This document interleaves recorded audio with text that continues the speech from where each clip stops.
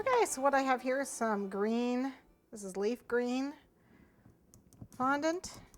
I'm going to add a little bit of tylose to it. I'm going to do a couple things. I'm going to make some leaves for my beanstalk, and I'm going to make the birthday boy's birthday number. In this case, I'm going to do a number 1. Okay. So we need that in. Doesn't take much. It's about a teaspoon. What is it? A teaspoon to a cup or something like that, or a pound. I don't know. Doesn't take much.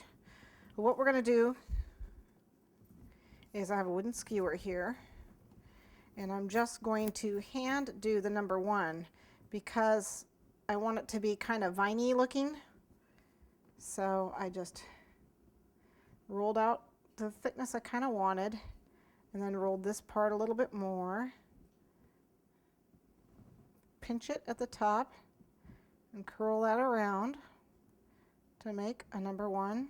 If you want, you can like print out a template of numbers, you know, on your computer and just lay this on a plastic sheet and form it, mold it. This is a little long, so let's say we want it like right about there actually. And I have a wooden skewer here. I'm going to get a little water on it, so hopefully it'll stick.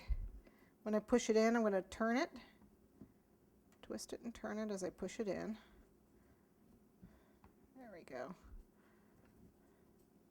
You want to get it as far up as you can, about halfway, because it's going to dry pretty firm.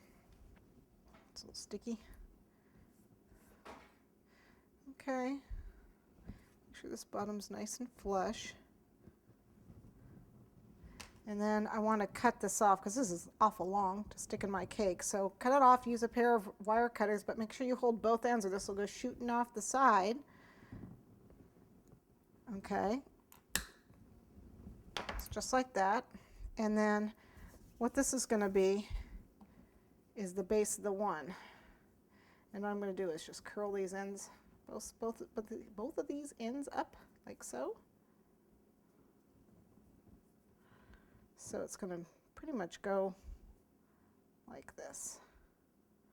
Okay, actually going to do it something like that. Okay, so I'll just set this aside and let it dry. You can attach that with water if you want, or you can just attach it later, which is what I'm going to do on my cake. Put this aside, let it dry.